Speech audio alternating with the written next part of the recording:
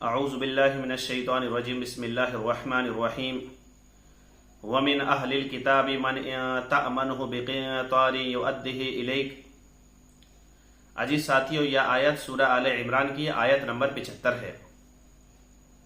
ما قبل کے اندر یہودیوں کی دین کے اندر خیانت کا ذکر تھا کہ یہودیوں نے دین کے اندر خیانت کی، اور حضور پاک صلی اللہ علیہ وسلم کے جو اوصاف تورات کے اندر ذکر کیے گئے تھے ان کو اپنی عوام سے چھپایا، صرف چند پیسوں کے خاطر، کہ کہیں ایسا نہ ہو کہ اگر ہم حضور پاک صلی اللہ علیہ وسلم کے اوصاف کو امت کے سامنے بیان کر دیں گے تو یہ امت مسلمان ہو جائے گی۔ اس خوف سے انہوں نے نبی کے اوصاف کو چھپایا، اور صرف چند پیسوں کے خاطر۔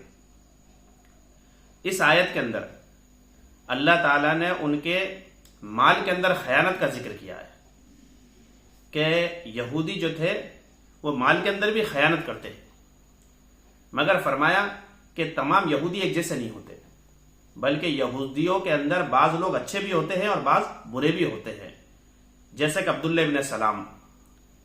یہ عبداللہ ابن سلام پہلے یہودی تھے، بعد میں مسلمان ہو گئے۔ ان کی تعریف اللہ تعالیٰ نے دوسرے مقام پر بھی فرمائی ہے۔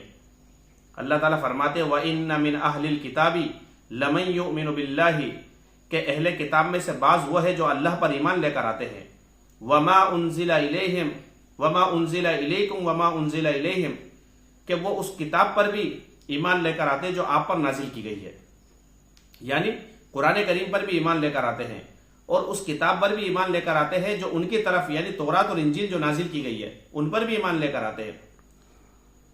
خاشعین للہ، وہ اللہ سے ڈرنے والے ہوتے ہیں۔ لا یشترون بآیات اللہ ثمنا قلیلا، اور وہ اللہ کی آیتوں کو تھوڑے سے پیسوں کے بدلے میں نہیں خریدتے۔ اولئک لہم اجرہم عند ربہم، اللہ کے یہاں ان کے لیے بہت بڑا اجر ہے۔ ان اللہ سریع الحساب، بے شک اللہ تعالیٰ جلد حساب لینے والے ہیں۔ خیر، تو یہ آیت کے بارے میں علامہ بغوی رحمۃ اللہ علیہ نے نقل کیا ہے کہ یہ آیت عبداللہ ابن سلام کے بارے میں نازل ہوئی ہے۔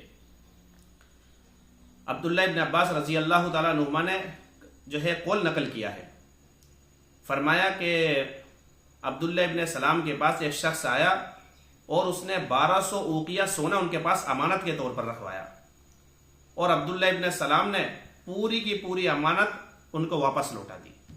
جب امانت لوٹانے کا وقت آیا تو پوری امانت واپس لوٹا دی۔ اسی طریقے سے ایک قریشی نے ابن عزورہ کے پاس جو یہودی تھا 1 دینار رکھوایا صرف امانت کے طور پر، مگر جب امانت ادا کرنے کا وقت آیا تو اس نے اس کے اندر بھی خیانت کر لی۔ تو یہ آیت ان دونوں کے بارے میں نازل ہوئی ہے، اور اس میں اللہ تعالیٰ نے بیان فرمایا کہ سارے یہودی ایک جیسے نہیں ہوتے کہ ساروں کے اندر ہی برائی ہو، بلکہ بعض اہل کتاب وہ ہوتے ہیں کہ اگر آپ ان کو بہت سارے مال کا امین بنا دیں اور ان کو امانت کے طور پر کتنا ہی مال دے دو آپ، مگر وقت آنے پر وہ تمام کے تمام مال کو لوٹا دیں گے۔ اور بعض اہل کتاب ایسے بھی ہے کہ اگر تم نے ان کو 1 دینار بھی دے دیا تو اس کے اندر بھی خیانت کر بیٹھیں گے۔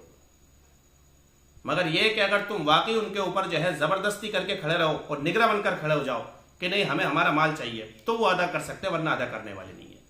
اصل میں یہ حرکت وہ اس لیے کرتے تھے کہ وہ اہل کتاب یوں کہتے تھے کہ ہمارے علاوہ جتنے بھی لوگ ہیں، اہل کتاب کے علاوہ جتنے بھی لوگ ہیں، یہ امی ہے، ان پڑھ ہے، اور قیامت کے دن ان کے معاملے میں اللہ تعالیٰ ہمارا مواخذہ نہیں کرے گا، یعنی چاہے ان کو مال لو، چاہے ان کو لوٹو، جیسا چاہے ویسا کرو، اللہ ہماری پکڑ کرنے والا نہیں ہے۔ کیوں؟ کیونکہ ہم حق پر ہیں، ہم صحیح راستے پر، ہم پڑھے لکھے ہیں، اور ہمارے علاوہ جتنے بھی لوگ ہیں یہ سارے امی ہیں اور ان پڑھ ہیں۔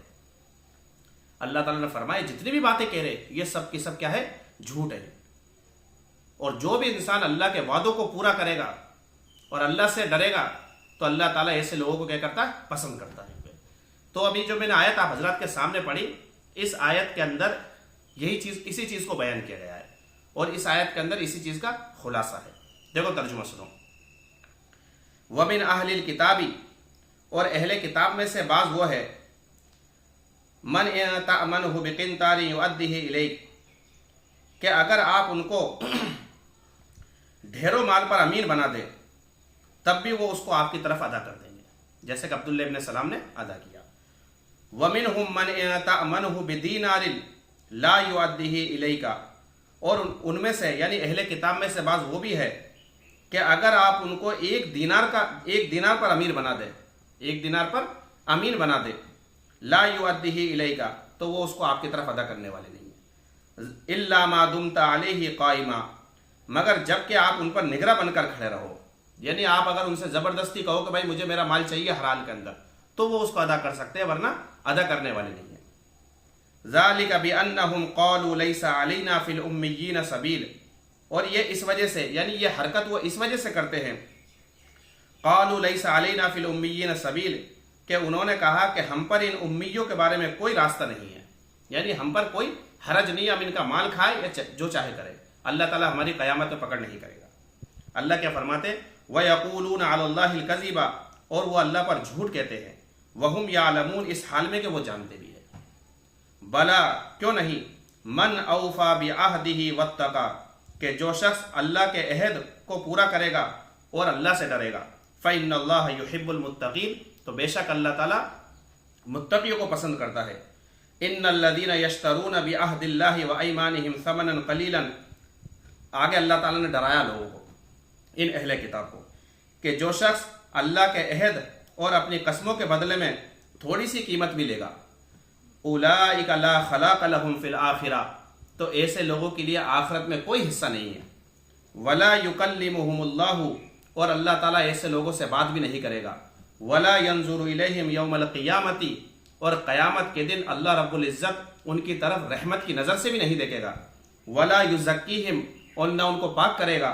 ولہم عذاب علیم، اور ایسے لوگوں کے لیے دردناک عذاب دیا جائے گا۔ اس لیے عزیز ساتھیوں، اس آیت کا خلاصہ آپ حضرات کے سامنے آ گیا اور آپ حضرات سمجھ گئے ہوں گے۔ تو اللہ تعالیٰ تمام مسلمانوں کو مال کے اندر خیانت کرنے سے بچائے اور ہم سب کو نیک راستے پر چلنے کی توفیق عطا فرمائے۔ وآخر دعوانا الحمد للہ رب العالمین۔ انشاءاللہ باقی تفسیر کل بیان کی جائے گی۔